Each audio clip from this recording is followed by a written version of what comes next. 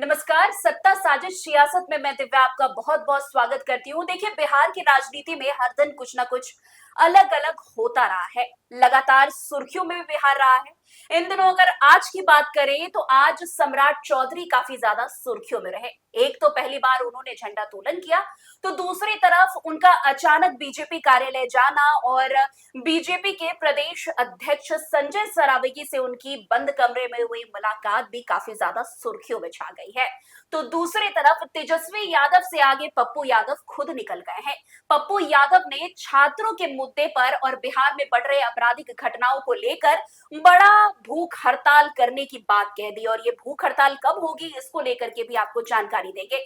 आज इसी सारे मुद्दे पर बातचीत करने के लिए हमारे साथ न्यूज हाट के मैनेजिंग एडिटर अजय सर मौजूद है और दूसरी तरफ हमारे सहयोगी सागर मौजूद है। तो चलिए चर्चा की शुरुआत करते हो। तो सबसे पहला सर सवाल यही होगा कि बंद कमरे में सम्राट चौधरी की आखिरकार संजय सरावगी से क्या बातचीत हुई होगी? देखो, हम्म। आज जो है ऐतिहासिक दिन किसके लिए? सम्राट के लिए। सम्राट चौधरी के लिए। बिल्कुल। उन्होंने जो है आज गांधी मैदान में हम्म। झंडोत्तोलन किया, हम्म। तो एक उनके लिए उपलब्धि हो गई। दूसरा है कि गांधी मैदान बगैर नीतीश कुमार के सूना लग रहा था। पहली बार जो है नीतीश कुमार जो है गांधी मैदान में झंडोत्तोलन नहीं किए, तो सूना लग रहा था। लेकिन सम्राट चौधरी ने जो है अकेले समा बांध दिया गांधी मैदान में। बहुत सारी घोषणाएं भी की, छात्रों के बारे में भी, युवाओं के लिए भी, किसानों के लिए भी, है ना। नई नई कई योजनाएं बनाए। उन्होंने कहा कि चीनी मिल भी हम 10 को चालू कर देंगे, इतना रोजगार देंगे, 2030 तक का रोड मैप खींच दिए कि हम जो 1 करोड़ लोगों को रोजगार देंगे, जैसे नीतीश कुमार जी घोषणा किया करते थे, है ना। चुनाव वक्त किए थे घोषणा की हम 2030 तक 1 करोड़ लोगों को नौकरी देंगे। तो ये सब भी उन्होंने कर दी। लेकिन वहां तो सब कुछ ठीक रहा। वहां से जब निकले तो भाजपा के प्रदेश कार्यालय चले आए। स्वाभाविक है कि मुख्यमंत्री हैं पार्टी के, तो जाएंगे कि वहां झंडोत्तोलन का क्या कार्यक्रम चल रहा है। गए, देखे, सुने और संजय सरावगी के साथ गुप्त कमरे में मीटिंग कर ली। अब क्या बातचीत हुई इसको लेकर जो है सियासत में मचा हुआ है उफान। के झंडोत्तोलन के बाद संजय सरावगी से इनको बातचीत करने की क्या जरूरत पड़ी? क्योंकि सर इसलिए भी चर्चा तेज है क्योंकि एक दिन पहले नीतीश कुमार से मुलाकात भी हुई थी। तो कहीं ना कहीं सबको जोड़ा जा रहा है कि एक तरफ नीतीश कुमार से लगातार मुलाकात होती रहती है इनकी, अब संजय सरावगी से मुलाकात हुई, तो क्या आखिर कोई? देखो, ठीक है, कल उन्होंने मुलाकात की, परसों गुरुवार को ही जब दिल्ली से लौटे थे, हाँ। है ना, तो नीतीश कुमार तब जो है शाम में लौटे और कल शुक्रवार को सुबह सुबह सम्राट चौधरी उनसे मिलने गए। आधे घंटे तक बातचीत हुई और सम्राट के कंधे पर नीतीश का हाथ था, फिर, है ना। इसी कंधे पर हाथ को लेकर जो है सियासत हुई थी बिहार में कि किसके कंधे पर ज्यादा हाथ रही, है ना। और जिसके कंधे पर ज्यादा हाथ रही, जिसकी पीठ को नीतीश ने ज्यादा थपथपाया, वह मुख्यमंत्री बन गया। हालांकि इस दौरान जो है वर्तमान में कृषि मंत्री हैं विजय कुमार सिन्हा की पीठ पर भी उन्होंने हाथ रखा था। लोग कह रहे थे कि विजय कुमार सिन्हा भी बन जाएंगे। उससे पहले जब नीतीश कुमार महागठबंधन में थे, तब अक्सर जो है तेजस्वी यादव की पीठ पर, है ना, हाथ रखा करते थे और कहा करते थे कि भक्ति जो है मेरा भविष्य ही है, आगे की राजनीति इन्हीं के निर्देशन में चलेगी बिहार की। लेकिन वह तो सत्य नहीं हो सका। लेकिन सम्राट चौधरी वाली बातें सत्य हो गई, है ना। पीठ ठोके और अपने चेले को मुख्यमंत्री कुर्सी पर बैठा भी दिए। अब जब बीच में बवंडर मच रहा है कि खेला होगा, फिर से एक बार खेला, या खेला शब्द आया बंगाल से उछल कर, है ना, चल के आया बिहार, और वहां खेला करते करते जो है ममता बनर्जी खुद जो है ना खिलाड़ी हो गई, खिलाड़ी हो गई, मदारी नहीं रही, खिलाड़ी हो गई, है ना। अब बिहार में जो है उसी तरह की खेला की फिर एक बार चर्चा हो रही। चर्चा है, सच्चाई है, यह तो भविष्य बताएगा। लेकिन जो चर्चा हो रही उसमें जो नीतीश कुमार ने फिर संकेत दे दिया।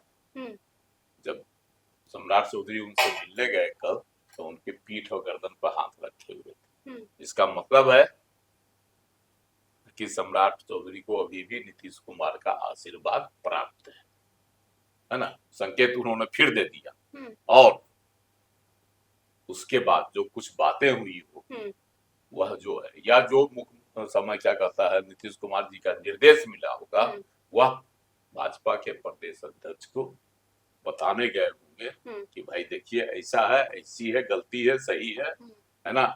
उनका क्या निर्देश मिला, मार्गदर्शन तो देते ही रहते हैं। कहे भी गया था उनके ही मार्गदर्शन में यह सरकार चल रही है, तो मार्गदर्शन जो कुछ मिला होगा उसको साझा करने गए होंगे प्रदेश कार्यालय, इसीलिए गुप्त कमरे में दोनों की बातचीत हुई। सागर, ये भी तो हो सकता है ना कि जिस तरीके से नीतीश कुमार बार बार सम्राट चौधरी के सर ने जैसा बताया कि कंधे पर हाथ रखे हुए थे, तो इसका ये मतलब भी तो हो सकता है ना कि शासन तुम चलाओ लेकिन निर्णय सिर्फ मेरा होगा, ये भी तो हो सकता है। देखिए सर ने जो बातें कही कि भाई आशीर्वाद तो नीतीश कुमार का है, जो दिख भी रहा है तस्वीरों से, तो बिल्कुल बिना आशीर्वाद के नीतीश कुमार के, बिना आशीर्वाद के बिहार में भाजपा की सरकार चल नहीं सकती, ना अभी चल सकती है, ना आने वाले भविष्य में चल सकती है। जो स्थिति परिस्थितियां है, हम लोगों ने पूरे बिहार जब दौरा किया था तो वो चीजें फील्ड से भी हम लोग को समझ में आ रहा था कि नीतीश कुमार की कितनी प्रासंगिकता है अभी वर्तमान के समय में। भाई कितनी प्रासंगिकता है, यह तो बांकीपुर के एक छोटी सी सीट पर उसमें दिख गई।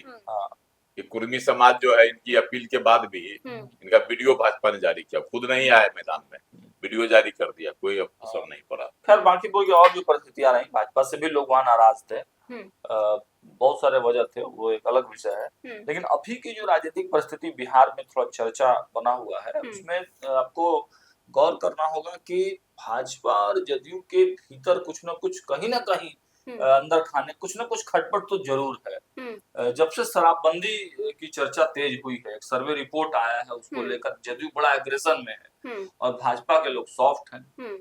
और बाकी जितनी सहयोगियां हैं, चाहे चिराग पासवान हो, उपेंद्र कुशवाहा हो, जीतन राम मांझी जी तो खुलेआम वोटर डिमांड ही कर रहे हैं। चिराग पासवान ने भी कल परसों कह दिया कि भाई समीक्षा, कल ही उन्होंने कहा कि भाई समीक्षा होनी चाहिए, और शराबबंदी जिस सोच के साथ लागू की गई थी वह सक्सेस नहीं हुआ।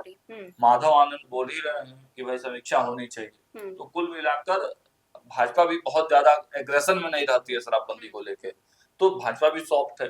तो जदयू को कहीं ना कहीं ये समझ में आ रहा है कि भाजपा भी ये चाहती है कि शराबबंदी खत्म हो, क्योंकि सरकार तो भाजपा को चलाना है।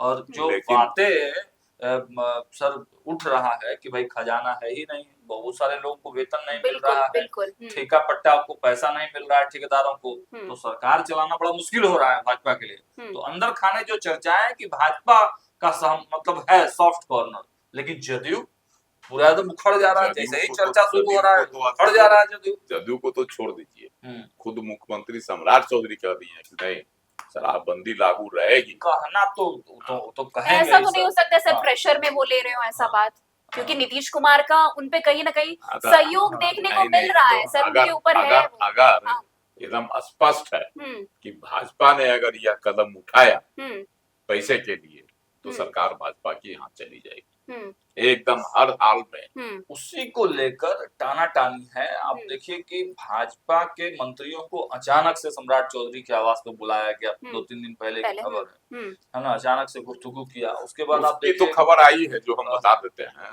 वहां बताया गया कि भाई आप लोग शराबबंदी पर जो है ना कोई मुखर आवाज नहीं उठाइए।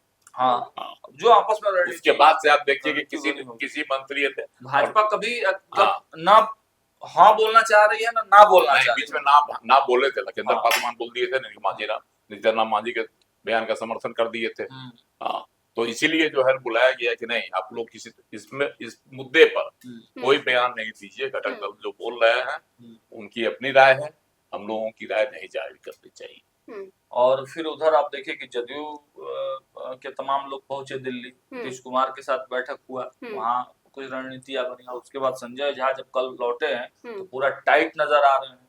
उन्होंने फरक्का बराज वाला बिल्कुल मुद्दा बिल्कुल उठा दिया। तो सीधे बीजेपी से, हाँ, हाँ मुद्दा उठा दिया तो भाजपा से ही ना डिमांड कर रहे हैं कि भाई बांग्लादेश से ट्रीटी खत्म कीजिए। तो कहीं ना कहीं दोनों के रिश्ते में अंदर ही अंदर कुछ ना कुछ खटास की बातें, चर्चाएं चल रही हैं और शायद इसी को लेकर सम्राट चौधरी और प्रदेश अध्यक्ष के बीच में गुफ्तगू संजय हुआ झा होगा। की जो मांग है ना, संजय झा की मांग जो है, संजय झा ने जो मांग किया है प्रधानमंत्री नरेंद्र मोदी से, उसके पीछे दो राजनीति है।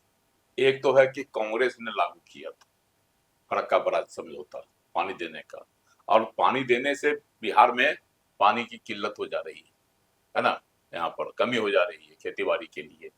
तो ये एक समझौता था, तो दिसंबर तक, 26 दिसंबर तक, तो बात संजय झा को 20 साल बाद समझ में आई। समझौता देखिए बताते, जब समझौता का की मियाद अंतरराष्ट्रीय समझौता होता है, बीच में आप उसको तोड़ नहीं सकते हैं।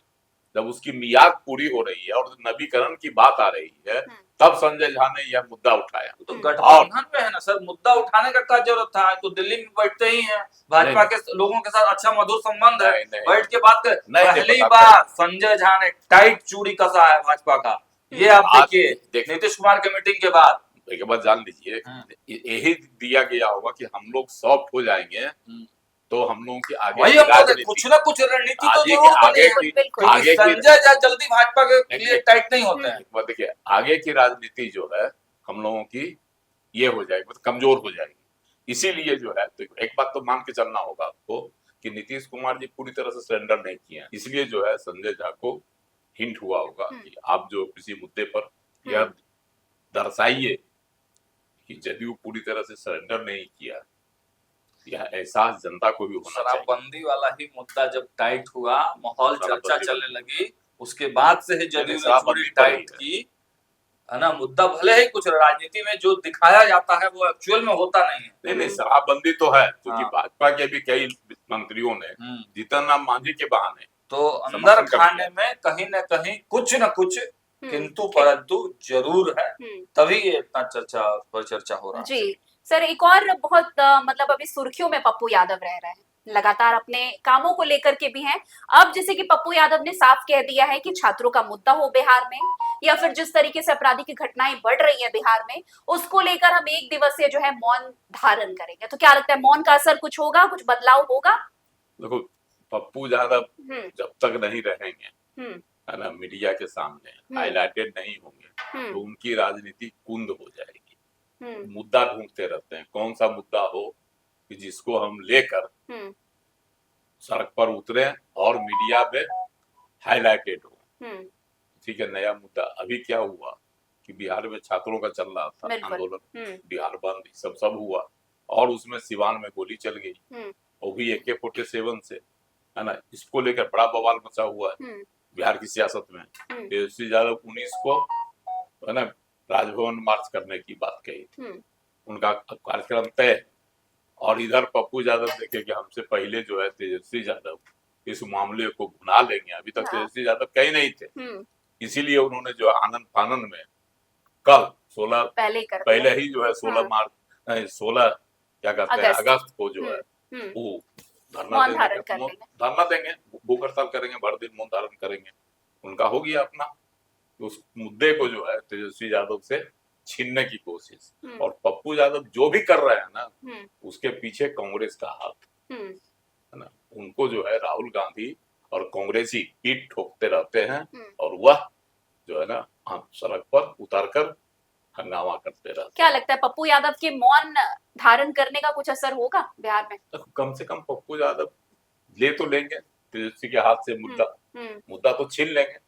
अभी जो है दिल्ली में चंदा चढ़ावा चोरी मामला जो था, उसको क्या हुआ, पप्पू यादव ने वहां एक नौटंकी कर दी संसद परिसर में, और क्या कर दिया, साधु बन गए।